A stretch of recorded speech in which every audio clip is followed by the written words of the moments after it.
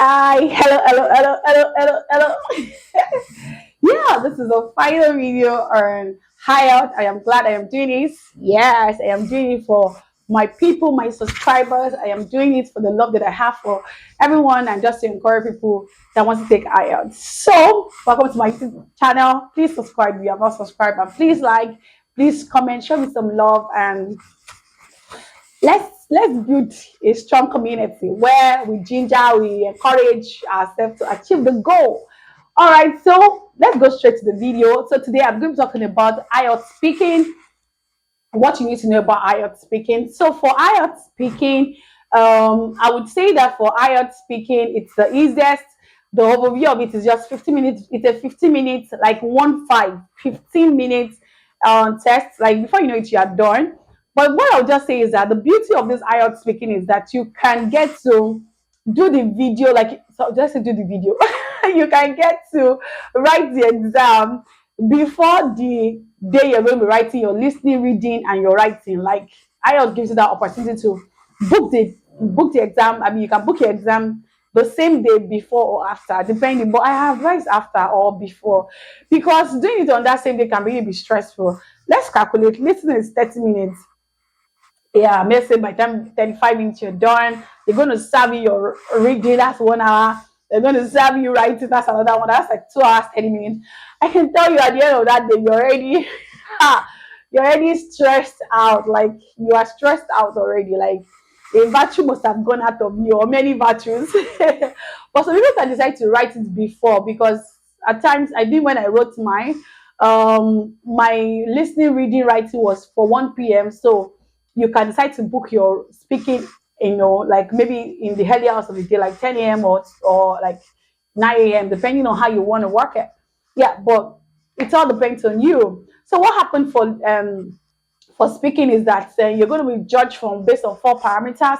It's actually like an impression-based test. You're going to be judged on your vocabulary, on your fluency, on your pronunciation, and on your grammar. Yeah. So your vocabulary, like the strength of your vocabulary, your fluency, how you're able to communicate yourself in a smooth and a clean manner.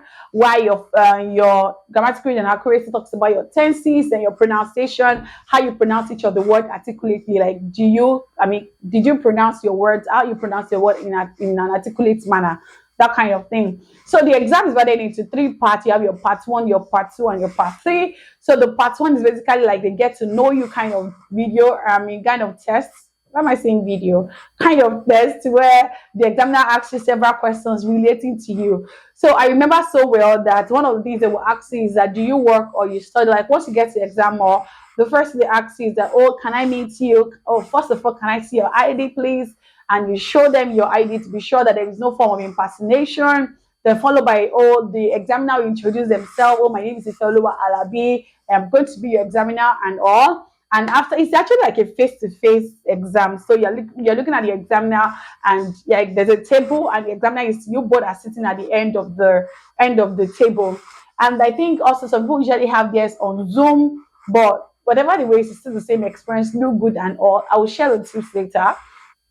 So back to part 1. So what happened is that they ask you, are you a student or you're working? So you just choose, okay, you're a student. There are a set of questions they will ask you. They can ask you, what course are you doing? Why did you choose that course? And many others.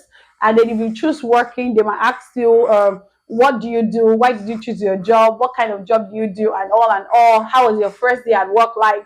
And all the questions. Now, somebody might ask me like, oh, can I choose between, can I say I work and I study? Please don't do that. Don't say you work or you study. Just pick one.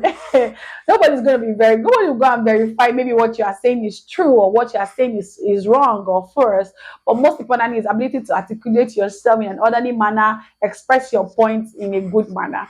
So your part 2, the part 2 of it is where they give you like a question to talk about, they're going to give you a question, like they can ask to talk about the book, and they will give you headlines of what they expect to talk on the book. And basically they will give like 1 minute to think about it before you start speaking, and they will give you 2 minutes to start talking right away.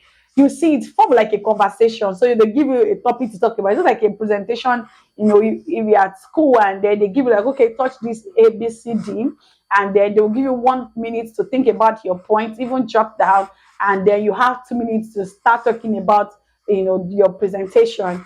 So what about part three? What should you expect? So part three is kind of linked to part two in the sense that if they ask you about a book that you have read before in part two, then part three can be a generic, like a general term of what you discussed in part two, which is what do you think about education or what do you think about reading?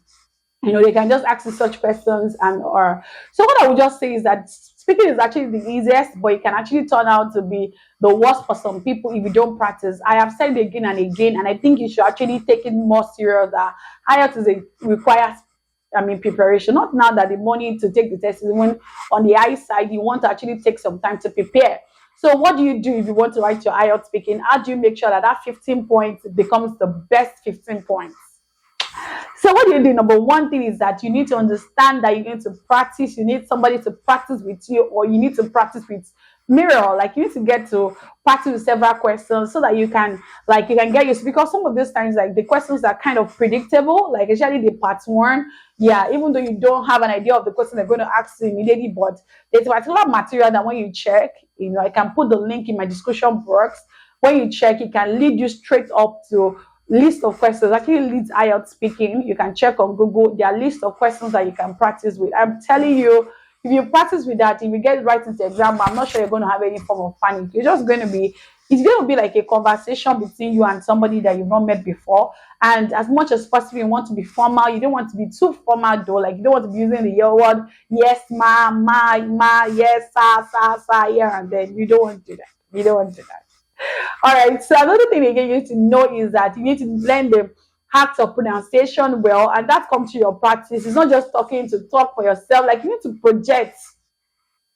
I know some people actually just like imagine if I'm doing this video and I'm talking inside, you'll be wondering, are you talking to us or you're talking to me? You're talking to yourself. So you need to project, like let the examiner hear what you are saying and let them hear what you are saying. Open your mouth wide, but at the same time put some steeze and composure.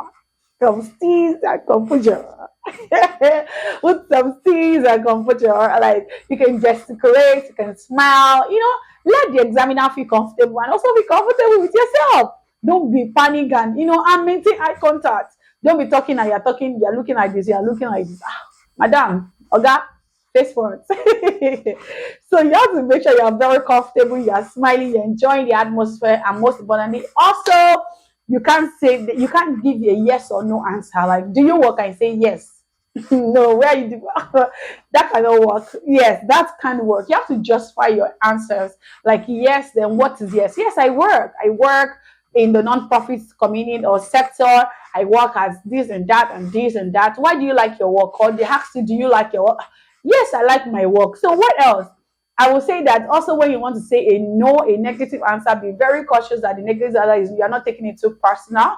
Like I have one of my students one time, I asked her, like we were doing like a simulation and I asked that, do you like your work? And the lady said, no, I don't like my work. It's stressful. She she took this section like a therapy section. Please, it's not. It's an exam.